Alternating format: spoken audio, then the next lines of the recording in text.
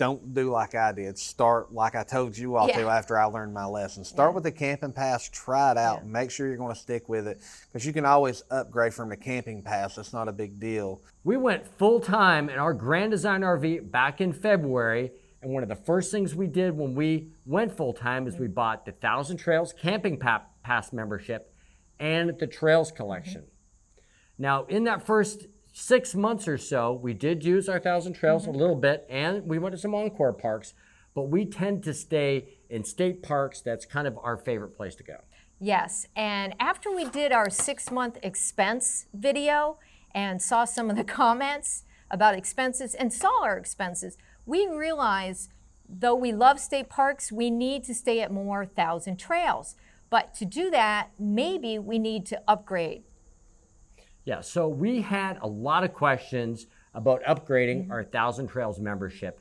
And we thought, you know, we need to find somebody who's got that kind of knowledge. And we thought, well, if we're going to do that, we might as well share it with the YouTube community. And that's what we are doing here today. Yep. Welcome back, everybody. But if you're new, I'm Alice. And I'm Larry. And we are Downsizing Makes Sense.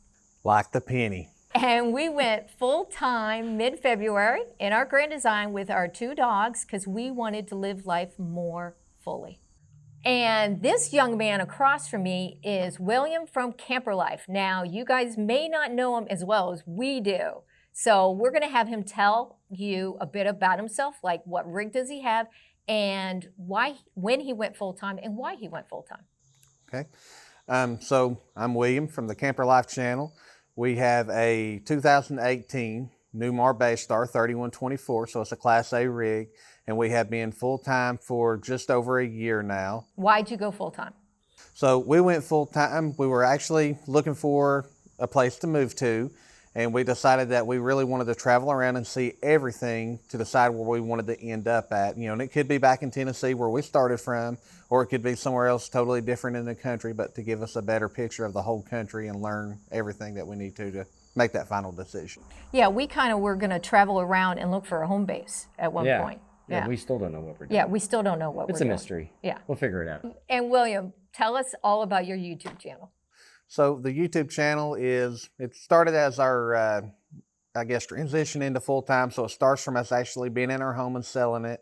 And as we've moved forward, it's turned into a lot of product reviews, campground reviews. There's a few tours on there, a lot of upgrade reviews and stuff like that. So it's kind of a hodgepodge of a lot of stuff in one place. And one of the reasons why we picked William is because his 1,000 Trails reviews are very honest.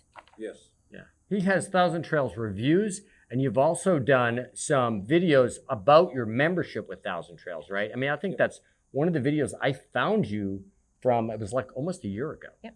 Yeah, so I've actually done the process of getting our membership, who we went through, why we chose to go through them, and exactly what membership we got and the benefits that we got with that membership. So that was one of the things I put out initially to start with and to try to get other people in a better direction to find the right membership. Okay, William, so the purpose of this interview is to pick your brain about 1,000 Trails.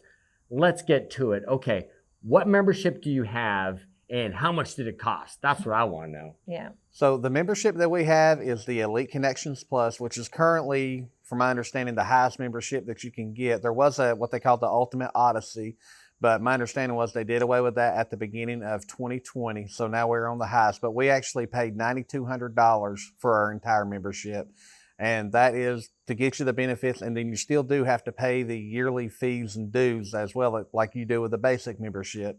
And basically that is how I totaled it up. So I've got ours on a 2-year plan, is how I do the math. And that is saying that we more or less financed, or we paid cash for ours, but we done cash for 2 years at $10,000 roughly. It's just under $10,000. And I take that and I break it down. So I say a state park typically costs around $30 per night. So I take that 10,000, divide it by 30, and that gives me my break-even point, which I came up with 333 days at this point for break-even. That's awesome. Gotcha. That's cool. Well, I mean, it's good that you did the math. You know where you stand. So, when did you purchase it? About a year ago, you said? Yeah, just over right when we went full-time, we pretty much purchased the 1,000 Trails membership as well. And how did you buy it? We went all in, so we bought our full membership right off the bat through Jim and Brandy. I think it's Reneau Reneau, yeah. I never can say their last name correctly. Sorry about that. But I bought my membership through them. I actually just found them through some other YouTube channels online and called them and really liked them. They were super good people to work with. And I tell anybody who's going to get into this, whether you buy a basic membership or not, I would probably rather deal with them because they are themselves full-time campers too. So they get this lifestyle and what you're trying to do. Never call the Florida number for anything. Yeah. That's how we got ours, right? Right. Yeah. We talked to William. Yeah. And he said, try out the little camping pass first and go through the same people. Jim and Brandy, right? Jim and Brandy. Exactly. Right on. Okay. So did you consider a used membership, or should I say pre-owned for you elite people? So we actually did look at a used membership. It was through the membership campground outlet services, whatever they call that. And they were really nice people to talk to. But the one thing that I did figure out with the used memberships is you have to watch the contracts really carefully because every contract, even the same plane contracts, can be totally different. And one of the things is on a lot of them, you can only resell a membership one time. So you can only transfer it one time to a new owner. And if you get a used membership while you're getting a discounted price, you may not ever, to get out of it, you're just going to have to forfeit it. You're not ever going to be able to get any other money back out of it. So we went new knowing that we could make our money back out of it and then turn around, once we are done, because that time for us will come and we'll just sell the membership. Yeah, so that's why I think it's a good point that if you really are committed and you know that you're going to stick with it, that a used would be okay for you because you're not going to turn around and sell it. But if you're not sure, if you know you're only going to do it for a year or two, then buy the new and then you can turn around and sell it. Yep. Yeah, and it really, it's all an individual, decision, and you got to figure out what fits best for you. Oh yeah, definitely. Okay, so how many thousand trails parks have you stayed at?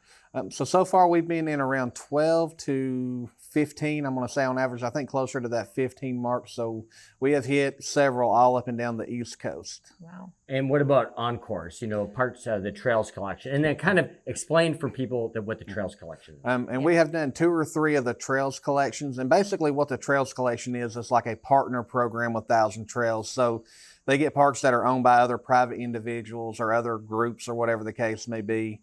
And you can go to these parks for 14 days at a time. You book out 60 days ahead of time. And it doesn't matter what plan you're on. Everybody gets the same thing. It's 60 days for 14 days, and you got to have a week out. So it doesn't matter how high of a plan you got, or if you're on the basic plan and you get Trails Collection, it's always the same. And with that, the one thing that we have noticed is that with the Trails Collections, most of the time the parks are pretty bad. Yeah. That's what we have been running into. So we've done 3 so far. And for us, the Trails Collection is actually something on our next renewal that we are not looking to renew. Yeah, we're kind of stuck because in Florida, there aren't too many Thousand Trails and there are more Encores. But once we can leave Florida for a longer period of time, then, we'll be able to do more. We kind of think as the Encore parks are like trailer parks with some spots for Thousand Trails people. That is a good description. Yeah. But as you can see, this guy knows his stuff. So you understand why we decided to ask him He's this been question. around. He's been around. Around. Okay, we know that you deserve the super duper elite special magnificent plus package. Okay, but why did you pick it versus other levels? In other words, what are the main benefits of your level package? So the reason that we went with the higher end package was a lot of our concerns were we knew we were going to be full time. We knew we were going to have places to go. So we wanted to be able to book out ahead of time. And it's really what you're buying is an advantage over other people. So, people on the basic plan, they can book out 60 days, and they've got several tiers where you can do 120, 150, 180, and even up on the Ultimate Odyssey for the ones that do still have, you can do 210 days out. So it gives you a huge advantage over other people, and unfortunately in this, that's what you need because a lot of times you just need somewhere to go. So we can book out 6 months ahead. So we already know where we're going to be at all the way through almost February now. Wow. So that is a huge advantage for us. And then the fact that we can go park to park, that is a huge advantage for us. So we don't have to be out of the system for any length of time at all. Like us, poor slobs. Except for the Encore parks. Obviously, we do got to be out of those. But, you know, if we do want to hit an Encore park, we can check into one, then just hop right back into 1,000 Trails. So, you know, that's not a big problem for us. You can't go Encore to 1,000 Trails. You still just can't go Encore to Encore. So, you know, it gives you a little bit of an advantage over, like I say, just trying to book ahead and get your trips planned out and know where you're going and where you plan to be at. Okay. One thing I did learn with the Encore and Trails collection with the camping pass, we cannot go from Encore to 1,000 Trails or 1,000 Trails to Encore. We still have to have a week break in between. Yes, because we're lowly. I mistakenly thought when we first got it that we could do that. And they're like, nope, can't do that. Nope, sorry, Charlie. Okay, I am, and I admit it, I'm spoiled. I love state parks, and we were just in Canada, and we were at the provincial parks, and I love that atmosphere, and I realize that there are advantages to staying at 1,000 Trails, and they don't compare, and one of them is amenities. And I want to know, what amenities do you use at 1,000 Trails? And 1,000 Trails loves to slap that pool picture on everything. Do you use their pool? So I will start off by saying I agree, you're very spoiled. I love you too, William. But getting into the amenities, like for us, the pool is not a big deal. And I do know for a lot of people, especially if you got families that are full-time, the pool is really a big deal for them. We don't use the pool. We've only used it actually one time, and that was in Gettysburg, Pennsylvania, and that was during the whole situation going on stuff. So there was very limited people in the pool to start with. So basically we had the pool to ourselves and got out within 20 minutes and have never gotten back into one. So, and it's not that for the most part, most of them aren't clean. It's just not our thing. Right. But the major amenity that we look for is a dog park. That's the big deal for us. So we travel with the puppies, and you know, our dogs being comfortable is probably more important than us being comfortable. So, you know, for us, the biggest thing is, you know, as long as we got power, and it could be 30 or 50, I'm really not even most of the time concerned about that. Unless it's really hot, then I want 50, of course, because I'm spoiled with that. I want my AC. See you. But other than that, I mean, as long as we got a decent level place to park, we're pretty good to go. Yeah, we pretty much use the laundry. That's our big thing. And I've realized now, I've lowered my expectations.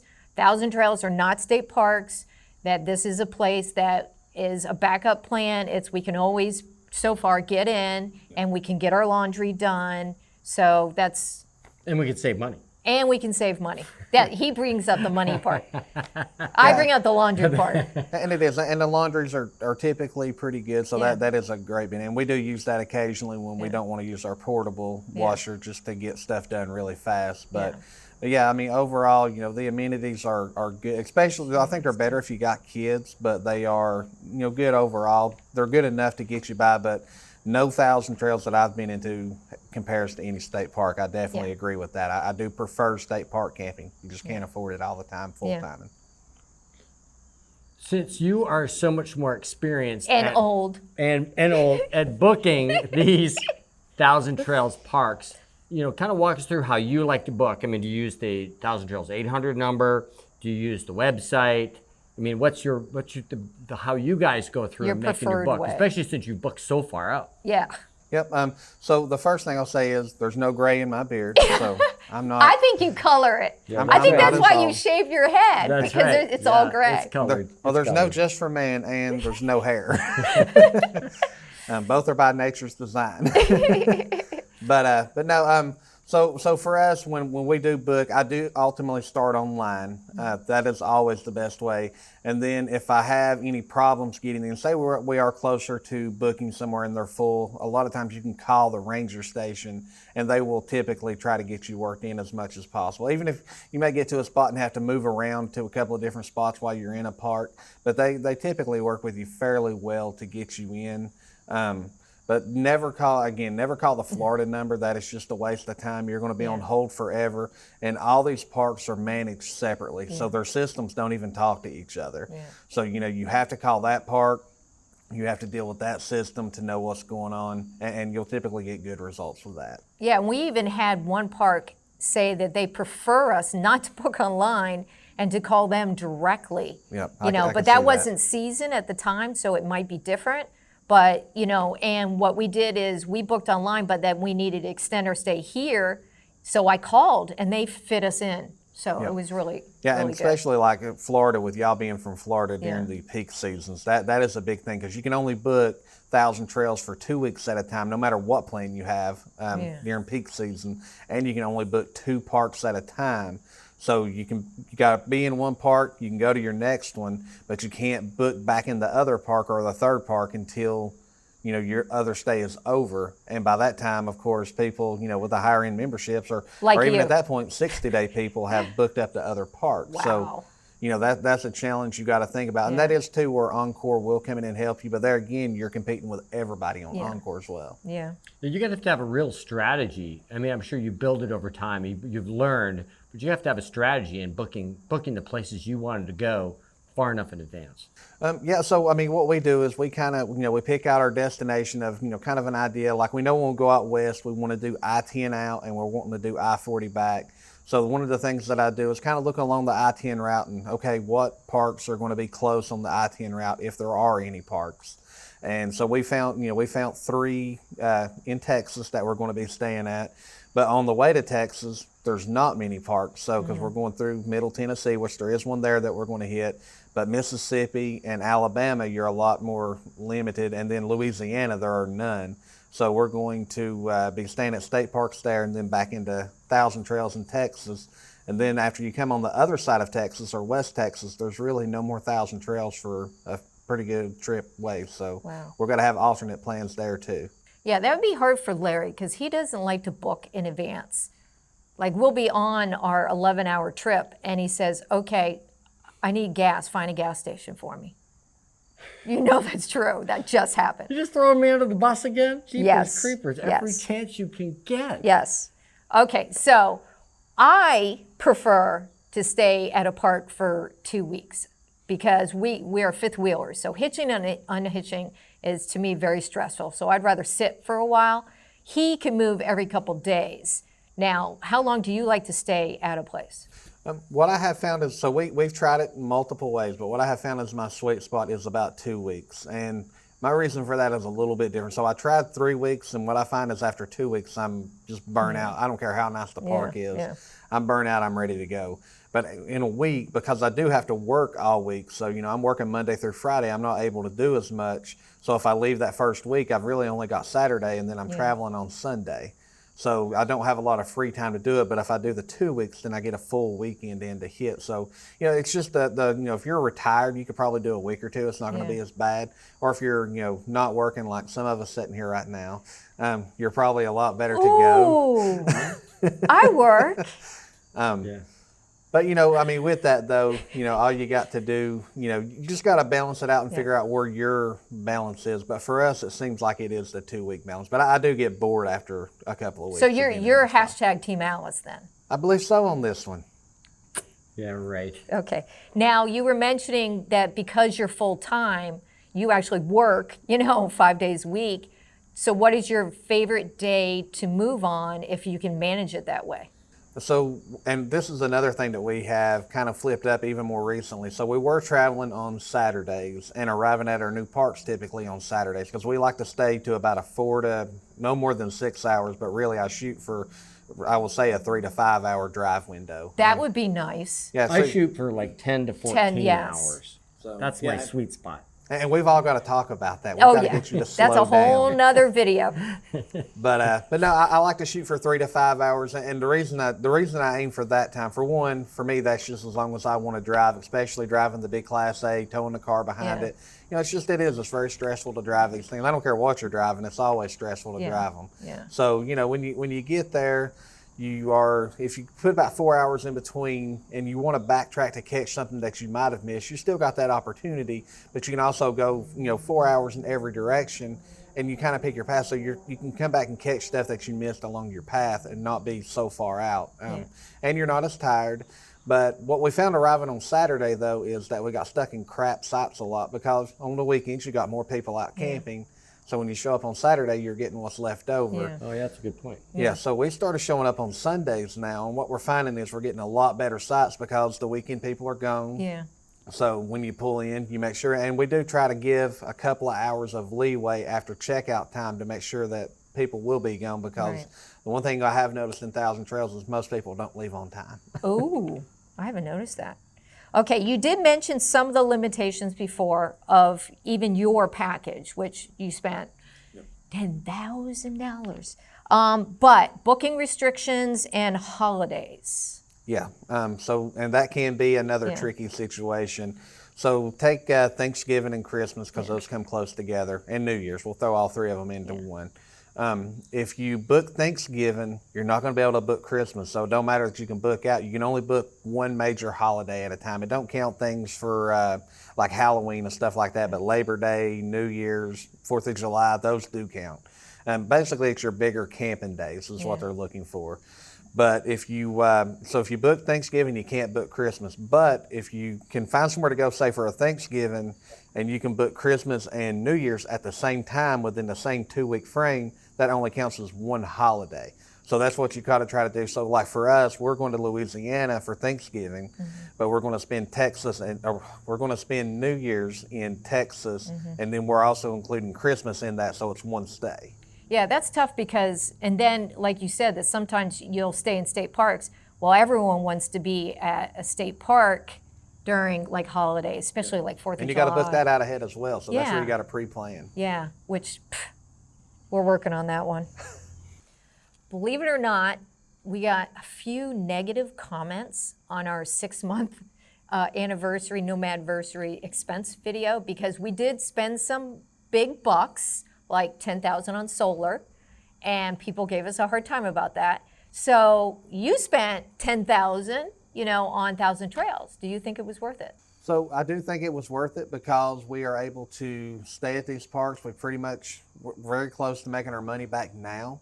So with that, and the fact that I can sell the membership and even be ahead on money, that's going to be a huge help, because now I can probably turn around and sell it for $3,000 or $4,000 and be way ahead. But I mean, we're less than 100 days from being positive or break even, and then after that, everything is, I feel like we're making money back for every stay we get after that. That's where I really feel like the stays get free at that point, because right now I do feel like we're having to pay for the stay. Yeah. Even though we're not paying now, we paid up front basically. Yeah, we kind of feel the same way, that we have this camping pass, and we looked at it and said, okay, we still wound up paying for it because we didn't use it enough. And so that's why we're thinking if we use it, we have to use it more. So I'm accepting that we have to stay at Thousand Trails more.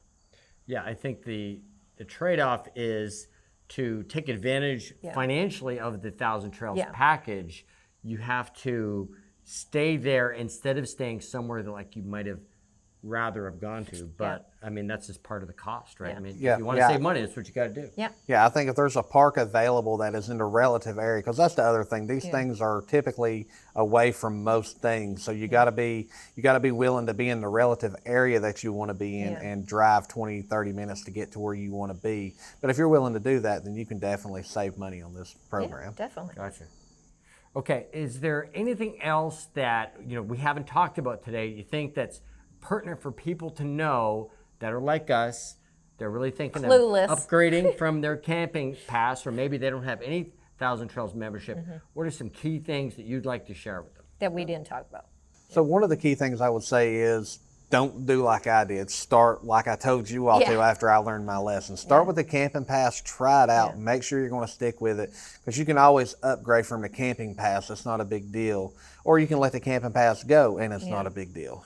So either way you're going to come out okay. But then once you're into the upper tier packages, at any point you've dropped a lot of money into full-time camping. So you want to make sure you're going to get value out of it. But once you get your basic package, if you decide, hey, we like this is something we want to use, then upgrade. And a lot of times you can even get a better deal for upgrading at that point. But only upgrade once. Don't bounce from the next package up the next package, because then you got to repay for that every single time, and it's going to take you a lot longer to get your money back. Figure out what you need on that basic package, and then go for what you want at that point. Okay, here's the big question. If you could go back and do it differently, would you do it differently, and what would you do? Again, I would probably have started with the basic package. That would be the biggest thing. But I still think we would end up with the same package that we have. So, I don't have any real regrets on buying it. I feel like it's paid for itself, or it will over time. So I don't have any major regrets on the purchase that we made, even though it was a lot of money. I think what I would have done differently is I would have lowered my expectations because they aren't state parks, they serve their purpose, and you can use them wisely, and we should have used them more. That's what I've learned. Yeah, we're going to try to commit to use them maybe 1/3, 1/2 of the time to try to help bring those costs down. But we're still going to be doing state parks and things like that whenever we can. Yeah, and we're the same way. I mean, we're going to include state parks, just like I said, on our trip out. You know, anytime we can, and you know, when it's available, we want to be in a state park. But anytime there is a Thousand Trails remotely close, and that is the one thing I'll say too, you don't want to let Thousand Trails choose your destination for you. And we have done that, and you know, I'm guilty of that. So, but you know, you don't want to get to that point. You want to choose your destination, not have it chosen for you because there's a free campground there. Yes, good point. I would like to thank William for putting up with us and being our guinea pig, because he is the first person we have actually interviewed. We've been interviewed, and I think I'd rather be interviewed. How about you? Yeah, being the one on this side, I think is easier. Even though, so the questions were all blind, but I enjoy that, and I think this side's a lot easier. Yeah, it was a little tough. But make sure you check out his channel, Camper Life. We're going to put a link. I'm starting to get a southern accent now, I swear. Put a link in the description to his channel. And we're also going to leave a link in the description to Jim and Brandy, who we bought our camping pass membership from, and William also bought his membership from. And we'll also leave a link in the description for the campground membership outlet. If you're interested in used memberships, I spent a lot of time on the phone with them. I didn't buy one, but they were awesome. So if you're looking at used, that's the place to go. So please also leave a comment with a question. Both William and Alice and I will be monitoring the comments for questions that you have. William has a wealth of information when it comes to Thousand Trails. So if you've got a question, please leave that in the comments. Yep. Well, thanks for watching this video on Thousand Trails and picking William's brain on everything that he knows about Thousand Trails, and it's probably pretty picked clean at this point. He needs a nap. He needs a nap. So if you like this kind of content, we do, you know, RV DIY, campground reviews, you know, what it's like to full-time RV, things like that. Please consider subscribing to our channel. We'll have a link down there. And we'll also put a link up over here, somewhere over here, to a playlist you can check out next. And remember, Downsizing does make sense.